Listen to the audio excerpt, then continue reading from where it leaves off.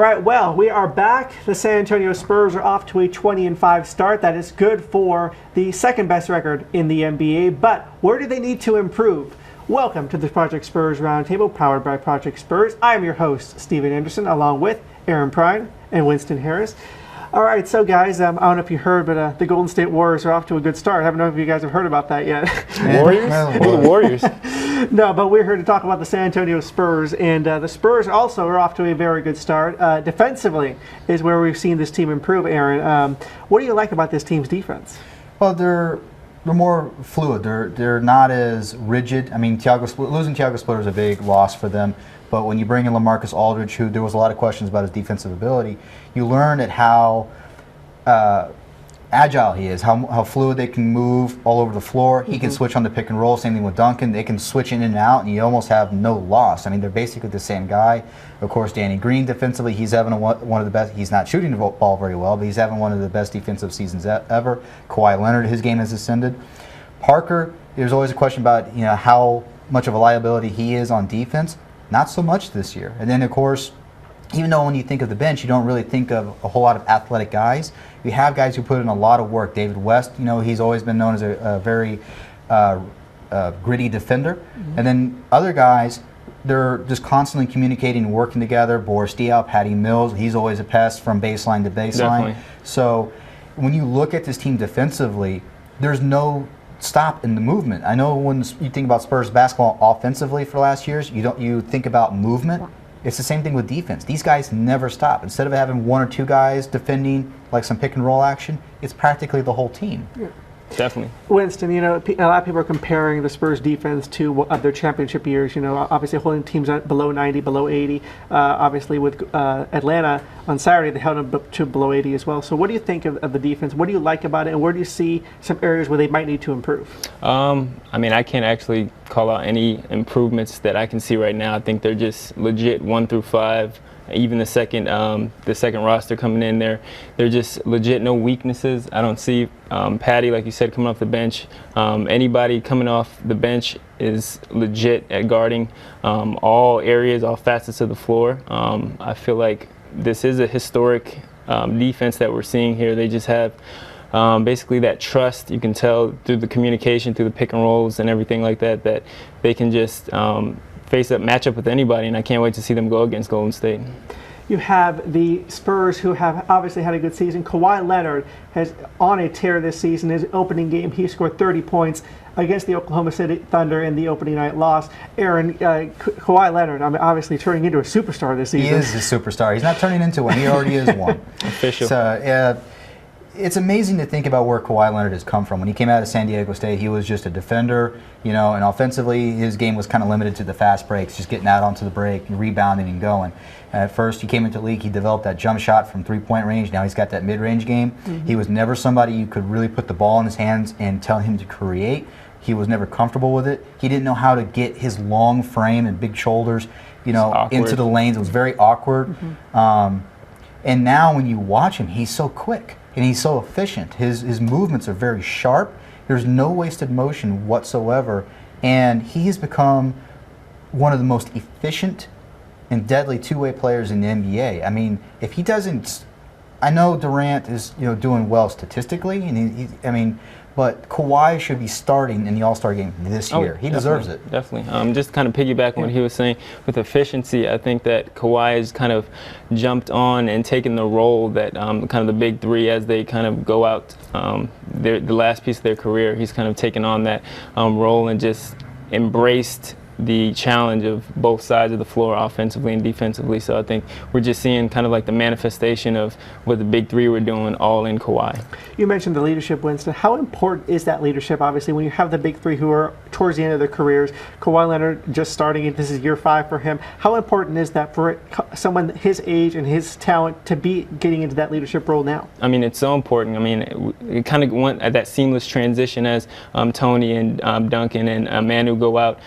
Somebody to take over and kind of keep going that theory, the thesis that Pop has been pushing on the Spurs, and kind of bringing LaMarcus into that. You kind of have that core now that you want to build on as the big three go out.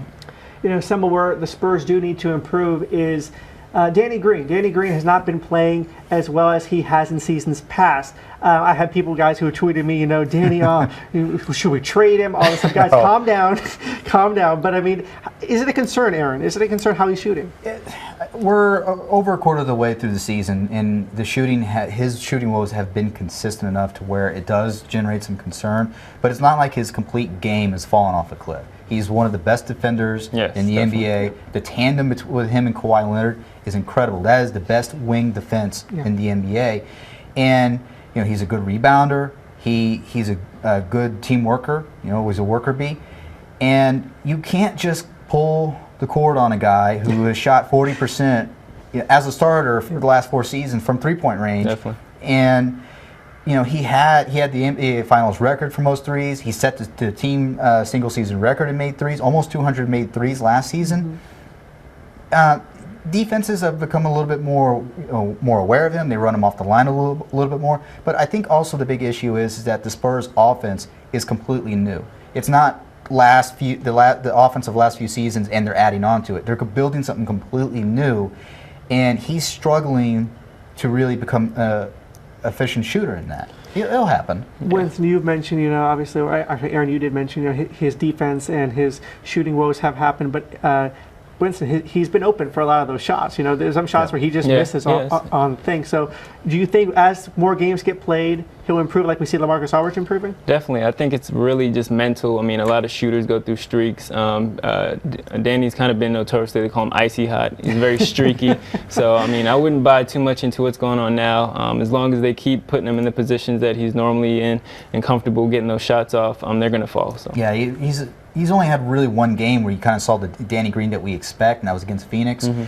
If we get into late January and it hasn't come around, then I think the concerns become really legitimate. All right. And finally, this past Friday, the Spurs played the Los Angeles Lakers, and Kobe Bryant made his penultimate visit to San Antonio, where he will be ending his career following this season. Guys, we have not talked about this yet. Kobe Bryant obviously ending his season. I want to get both of your thoughts on it, then I'll give mine. Winston, I'll start with you this time. I mean, the writing's been on the wall for a while now. I mean, you can't argue with Father Time. His body's been breaking down. Just the organization in general, the Lakers, there's really not much reason for Kobe to stay. So I think it's well due. I mean, the NBA is definitely going to miss him as just being a big ticket seller. But yeah, it's time. It's definitely time. No one's had a bigger ego than Kobe, and he's not going out the way that he wants to go out. He's not going out guns a-blazing. He's not going to walk out with the championship. So what better way than to have everybody memorialize his last season? Goodwill tour, goodbye. Farewell. Here's a gift from every single team. He's making it about him. Not surprising. I do not deny how great he has been to the game. I do believe that he really did save the game in the 90s in that transition from the Michael Jordan era. They needed him for the marketing aspect of it. And globalization. Yeah, and the globalization of the game. He's been absolutely huge. But like you said, the writing's on the wall. But it's not unlike Kobe to make it all about him, even though he's having one of the most historically awful seasons ever.